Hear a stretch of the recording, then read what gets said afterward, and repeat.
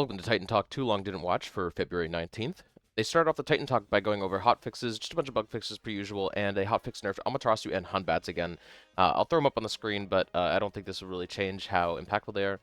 I really hope they just delete those aspects. But yeah, this Titan Talk, not a whole lot of exciting news, but some really good questions. So it's worth sticking around. Can we add draft pick for Joust?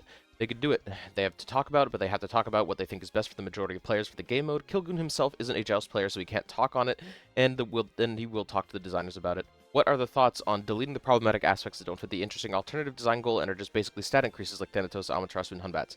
I think HUN BATZ does fit the interesting alternative design goal. It's just too good. I think that Amaterasu and Thanatos are supposed to be a different playstyle, but again, I think it's just too good, and it's impossible, or it's possible we can't get them to the place where they are interesting alternatives and feels good. They're trying to enable an alternate playstyle, but if they're too good, it might be cannibalizing the playstyle, basically. Why are our patch notes bad? Smite 1 had amazing patch notes, but they took a long time to put together, maybe 10 hours or so across the whole week, and they had to have the patch ready in advance, like 3 weeks, in order to lock in the patch notes.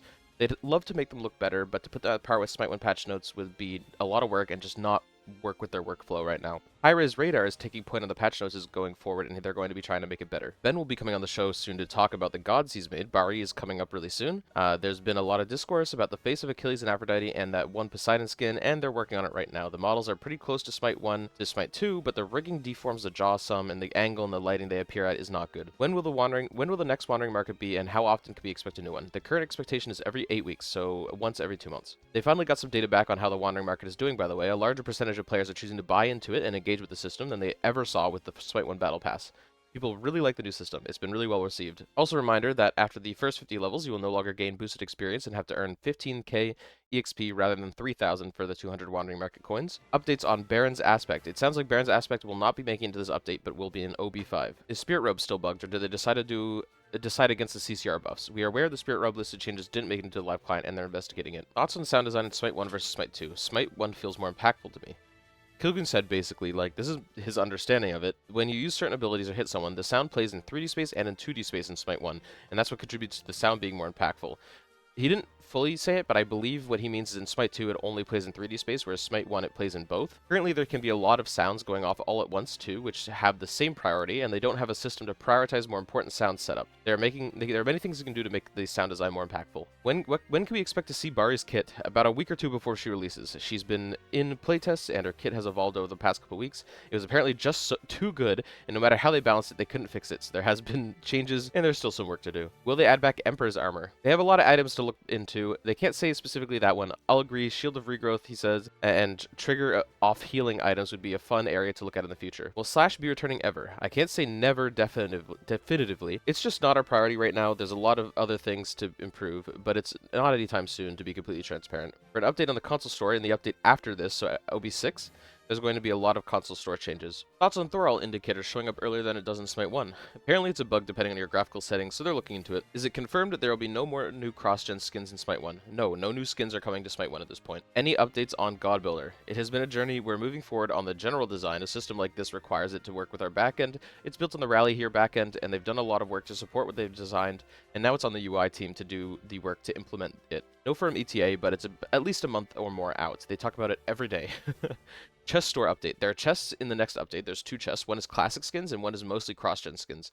They work the same as they do in Smite 1, equal drop chance, no duplicates, etc.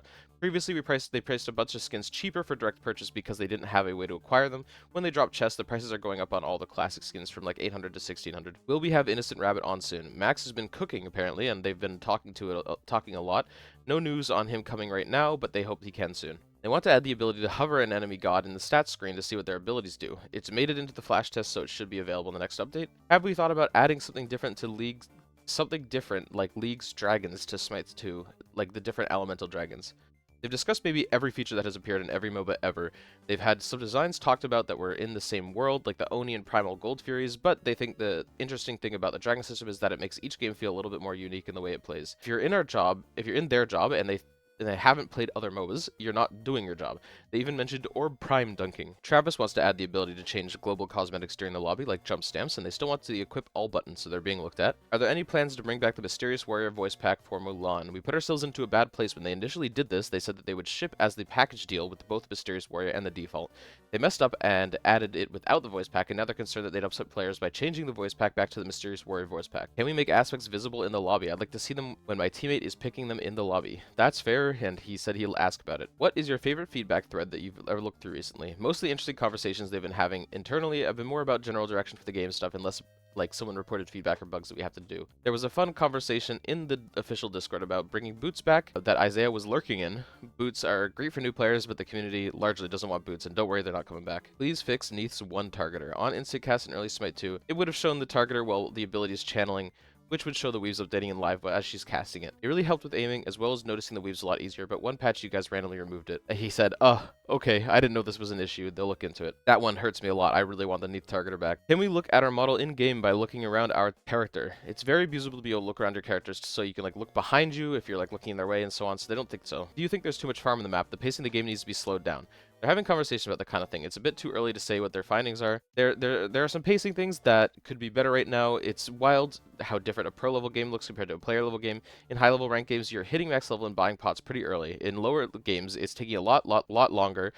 We have not come to any conclusions yet, but these are just the things they're observing while looking at the data. There's no intent to add a Z-axis to the game. It would not be Smite. And one of the very early things that decided that a part of the thing that makes Smite feel Smitey was the way that you move and aim and stuff. They didn't want to change that going into Smite 2. Of course, the very important, ever important Alani check. Isaiah has Pink Slush and Kilgoon has Cosmic Stardust. OB4 will be on Monday or Tuesday. Can I get a ticket point breakdown at the end of Arena game, somebody asks. I think that that's a cool idea, and the part of the Magic Arena is people just playing the game and fighting and not worrying about the tickets, but it would be easier to useful to understand why you win and lose, and it would be an interesting feature. Can we get a way to adjust individual teammate volumes? That is a harder thing to implement in practice. They'd need to have sliders for every character. They'll ask designers about it and if it would be easier or not. And that's everything. A lot of good questions. Hopefully we see a lot implemented from the questions. And yeah, tune in for Friday's Titan Talk. Probably another question-heavy one. And then we'll have OB5 coming. Oh, I think there'll probably be patch notes on Friday, I imagine. So that'll be fun to go through. Anyways, thanks for watching. Please like and subscribe if you want more Smite content and more Titan Talks Too Long Didn't Watch. And have a good one.